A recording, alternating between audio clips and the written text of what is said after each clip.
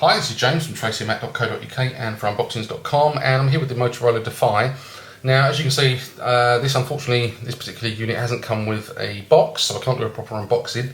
But what we can do is have a good look around the device, have a look at the operating system, and we'll perform a couple of tests on it, as this particular device has a few unique features to it. So let's have a look around the device first. On the left-hand side here, we've just got a single port. And if we open that up, that reveals the micro USB port. Over on the right hand side, what we've got there is an up-down volume rocker, and you'll notice these small screws surrounding the device. These are what keep it intact, and I'll explain why in just a moment. On the bottom, we've got nothing apart from another screw. Over on the top, we've got the power switch or the screen lock switch, and we've got a further port with a door on it, and that reveals the 3.5mm headset jack. Over on the back, we have the camera flash and lens, and that's a 5-megapixel camera. And down at the bottom, we have a catch for releasing the battery. And the way that works is we pull it to the left, and that releases the back door. And to put it back on, we press it on at the top, then squeeze at the bottom real tight and flick that switch across like so. Now, the reason we've got these screws around the edge of the device and the back cover is on so securely is because the Motorola Defy is water resistant, dust resistant and scratch resistant thanks to Gorilla Glass on it. So I thought we should really put it to the test. So we're going to start with the scratch test, and we'll use some keys for that.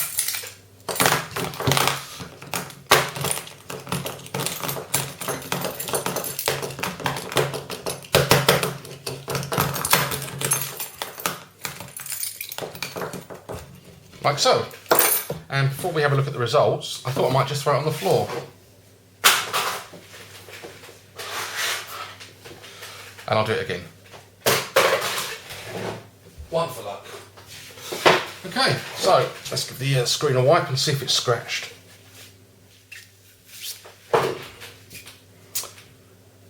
And it looks perfect. There's not a single scratch on there. So that Gorilla Glass is really doing a good job. Yeah, nice one, Gorilla Glass. On to the next test, the water test, which is the one I've been looking forward to. Here is some water, and in goes the phone. So what I'm going to do is just leave that in there for a few seconds while I give you a quick rundown on the spec. So it's running Android 2.1, it has an 800 megahertz processor, takes a micro SD card, and that will take up to 32 gigabytes. The screen is a 3.7 WVGA capacitive touchscreen, supports Bluetooth 2.1, Wi-Fi 802.11 BGNN, micro USB connection, 3.5mm jack, and it's got a 1540 mAh battery. So that size battery with the 3.7 inch screen should give us a reasonable length of use. So let's get the phone out, and we'll give it a bit of a dry off. Like so. Now, fingers crossed, it's still going to work. It's going to be very embarrassing if it doesn't. Oh, thank God for that. It does work. Excellent. So we'll have a quick look at the operating system. As I say, it's Android 2.1, but we've got the Motorola's Motoblur UI over the top, which is a bit of a shame, but these things happen. So Motoblur is made up of 7 home screens. Each of these are totally customizable, either by using the Motorola widgets that are on there, or obviously the standard Android ones.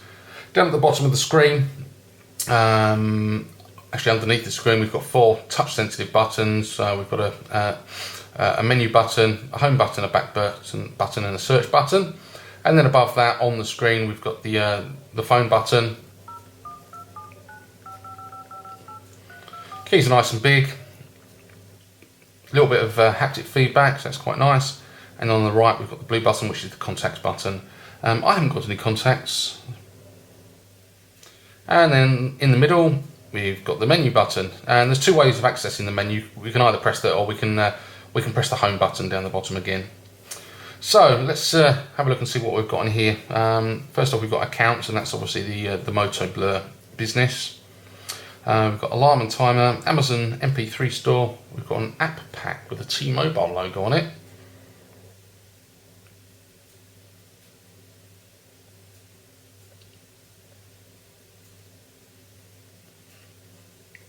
If it decides to load, I am connected to the Wi-Fi.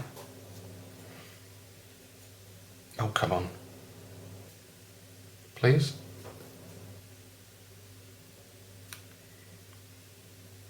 Okay, fed up of waiting. You snooze, you lose. We've got audio postcard, we've got Blockbuster app, we've got the browser. We'll have a quick look at that.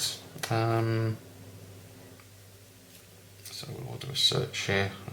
Let's trace it in that. I had a look at that earlier.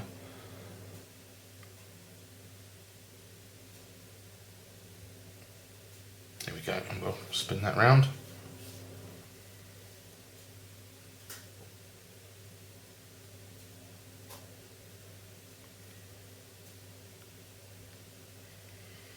Scrolling is beautifully smooth. It's taken a little while to load the page, but maybe that's just because we've got so much content on there. Okay, there we go. So zooming is achieved by pinch to zoom. Oh, we can double tap as well. Scrolling is really smooth. That feels pretty good.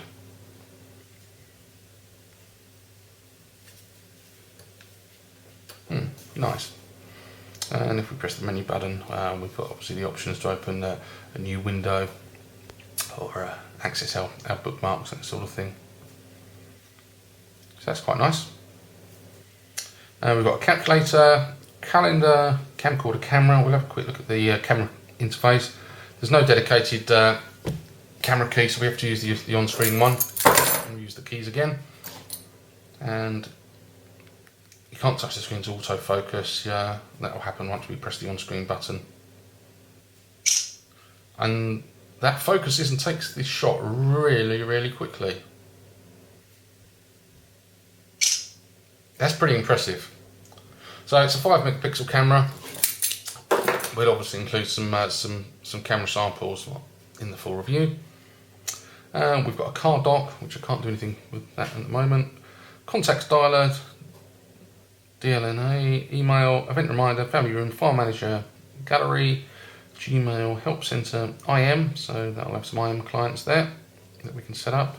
We've got AIM, MySpace, Windows Live Messenger and Yahoo.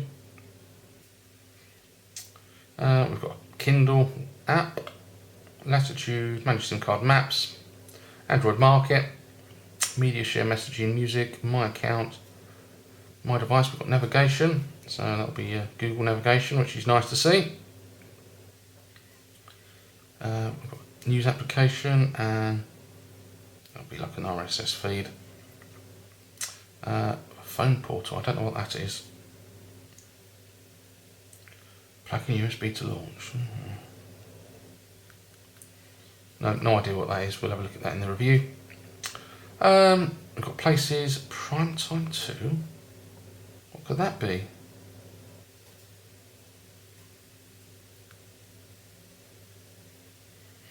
It's got a television logo on it. Although it doesn't seem to be doing much now.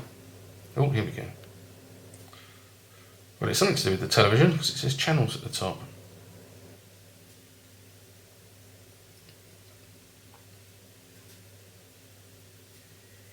Oh, come on. It might not help that I haven't got a valid SIM card in here. Just connected over the Wi-Fi. Maybe it's something to do with that. But I'm bored of waiting. Quick office settings, SIM toolkit, social networking. What have we got here? Stay current with your friends. So this is part of the Moto Blur. So we can log into our accounts, be they MySpace, Facebook, Twitter, etc., and we'll get on-screen widgets so that we, as people update their status, we'll get to see it on the home screen. We've got a Google Talk icon, Task Manager, Telenav, which I would imagine that's probably a trial. Verify an account. We'll come back to that. Text messaging, voice to command, voice search, voicemail, Wi-Fi calling, and YouTube.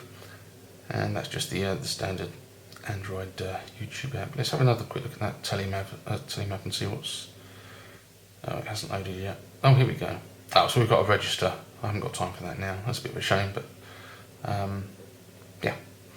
So, as I say, the things I haven't been able to show you particularly well, we'll obviously cover in the full review, and that will be online in the not too distant future. But in the meantime, thank you very much for watching.